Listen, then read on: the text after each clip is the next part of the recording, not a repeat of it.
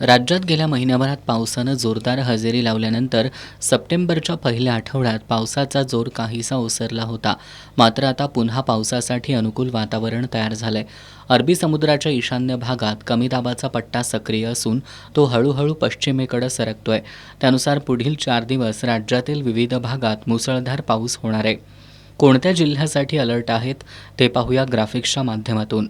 पुढील 4 दिवसांसाठी पावसाचे अलर्ट.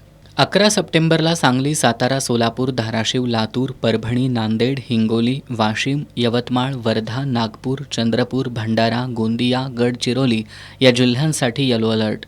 12 सप्टेंबरला पुणे, नगर, सातारा, सांगली, सोलापूर, धाराशिव, बीड, लातूर, परभणी, नांदेड, हिंगोली तसंच संपूर्ण विदर्भात पावसाचा येलो अलर्ट देण्यात आलाय. 13 सप्टेंबरला मुंबई, ठाणे, रायगड, रत्नागिरी, पुणे, सातारा, सांगली, सोलापूर, नगर, धाराशिव, लातूर, बीड, परभणी, नांदेड, हिंगोली आणि संपूर्ण विदर्भात पावसाचा येलो अलर्ट आहे.